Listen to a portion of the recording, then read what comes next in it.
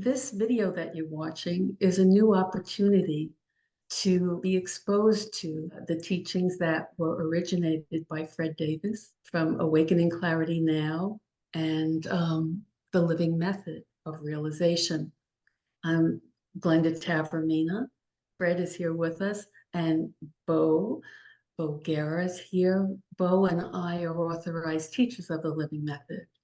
And what we want to do now is actually show you, I guess, some of the richness of the method by having the three teachers of the Living Method sit in conversation and contemplation of true nature, and not from an absolute point of view or a relative point of view, but from the oneness that it all is.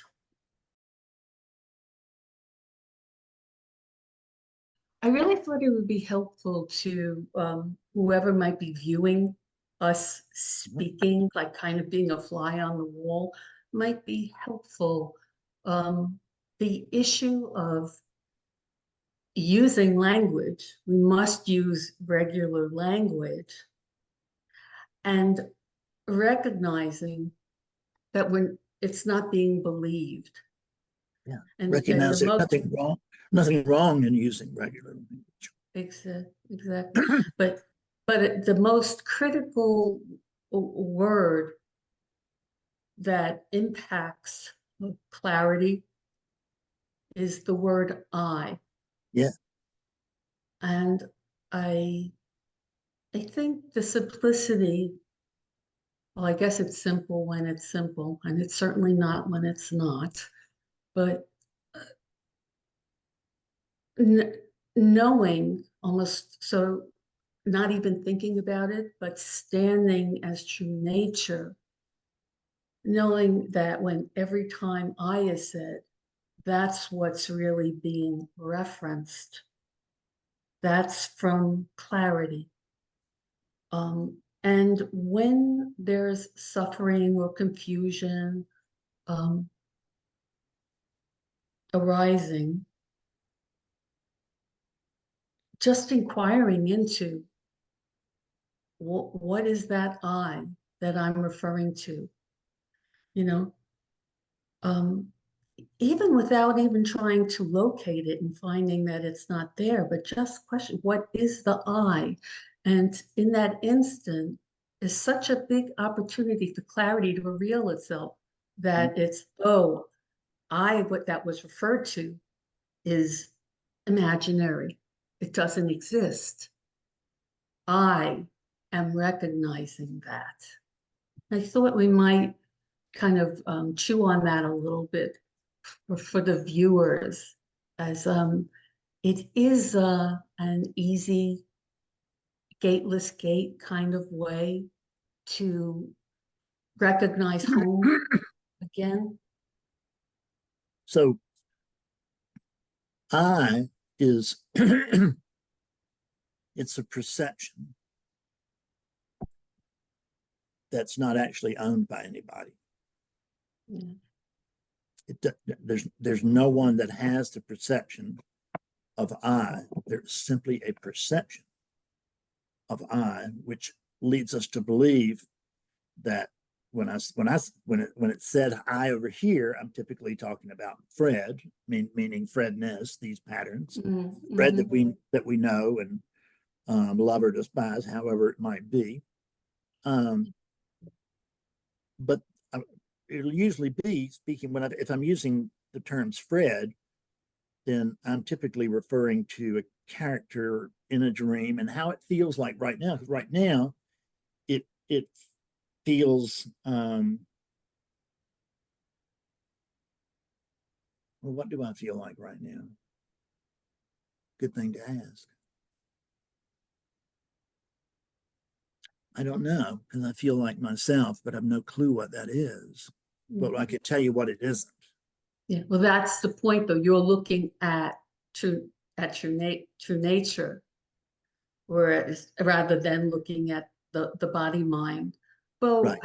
how do you I don't know if you've had these conversations with people or thought about it yourself. How, you know, do you reflect on di using that distinction to help people uh, be clear consciously? Well, yeah, I mean that's the primary context in which I talk about that is with um trying to aid clearing. This actually came up in a YouTube live that we did yesterday, where one of the people that was on the chat, I didn't see anyone. It was just a chat box. That was very strange, but that's okay. um, I think it went well. Um, I know because I don't remember any of it, so it must have gone swimmingly. Um, Usually it comes up when someone says, I don't feel like I have it, or I feel like I lost it, or, maybe when I get clearer, I'll understand. And right away, it's what you're saying about really understanding in more than just an intellectual way. What do we mean when we say I? When we're saying things like I don't have it, or I lost it, or I don't understand, or I'm confused, I'm clear, I'm cloudy. Um, So they're referring to a body mind, and it's a body mind that believes that there's something other than this coming later, mhm. and that I will be able to get to this other as soon as, and then fill in the blank. I read this book, I talk to this teacher, I have a certain experience, whatever it is. Mhm. So we have to try to pull people out of that, because the bubble of self-reflection, just to go over it quickly with folks, is simply when people come to us and they say, listen, we don't really need to have to, over here, they say something to the effect, we don't really need to go over. I already know there's no, Bob comes to see Fred and says, so Fred, I already understand there's no Bob. And it sounds like, wow, he gets it. He can go home. But the fact is that that's an intellectual understanding, which he will freely admit. But I don't understand it. But it's not my experience is where it really goes wrong, because now I is outside of this, and it's expecting to experience something other than this.